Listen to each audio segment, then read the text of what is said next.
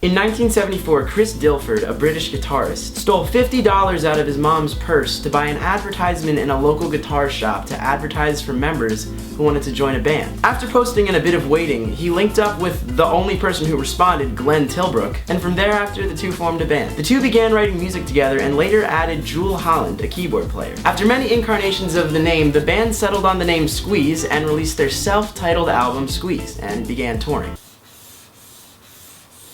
They grew in popularity and finally made their way across the sea to America, where they began to explode in popularity, and came out with their hit song, Take Me, I'm Yours. Valerie. Valerie was raised in South Philadelphia in a not so great living situation. Valerie moved from the town where she was born and raised in southern Philadelphia to the University of Delaware, where she began studying to become an English teacher. And because she's struggling to make her tuition payments, Valerie gets a part-time job at a flower shop. And because this job takes up pretty much all of her time, Valerie spends all of her free time in the library studying. After years of growing up in a very poor neighborhood, Valerie develops this very clever sense of humor and a very strong determination for success. And one night while she was studying, Valerie is approached by a man who we're gonna call Craig. After many years of confidence-boosting hookups, Craig decides to go out on a whim and ask Valerie out on a date, Scott. After making his bold play and getting Valerie to say yes to this date, Craig decides to take her to a Squeeze concert. So the next day, Craig goes into work and invites a couple of his other co-workers to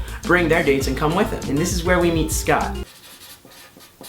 Now, Scott is a recent college graduate, but is pretty much over casual dating, but he decides to bite because he is a musician and Squeeze is one of his favorite bands. And in his mind, there's really no way to justify turning down a fun night with friends, so he decides to go. On the night of the concert, Scott and his date meet up with Valerie and Craig and a few other people from Craig's workplace. Almost immediately after arriving at the pre-show, Craig ditches Valerie to go talk to a group of his friends, leaving Valerie and Scott alone. And now left alone, the two begin to chat. Almost immediately, there's a spark that neither of them has ever felt before in any conversation ever. And the entire conversation carries this feeling that both of them can only describe as sparring with words. Scott had never met a girl who could keep up with his humor, and Valerie had never met anyone who could keep up with her intelligence in general.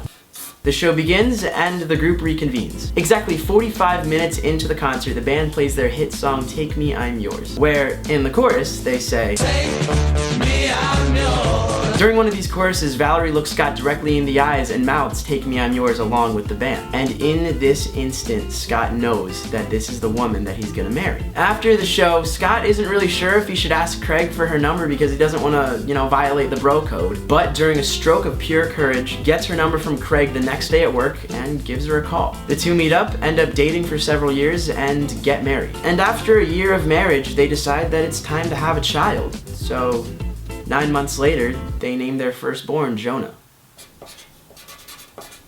If Chris had come from a poor family and his mother didn't have the 50 pence in her purse to steal, maybe Squeeze broke up due to one of the members having an insanely big head, Craig didn't run into his friends, Valerie didn't have the same electric personality as Scott, or maybe if she had never even left Philadelphia in pursuit of a higher education, the two may never have fallen in love, been at that concert, or maybe not even met. And if none of these things had ever happened, I would never have been born, and this video would never exist.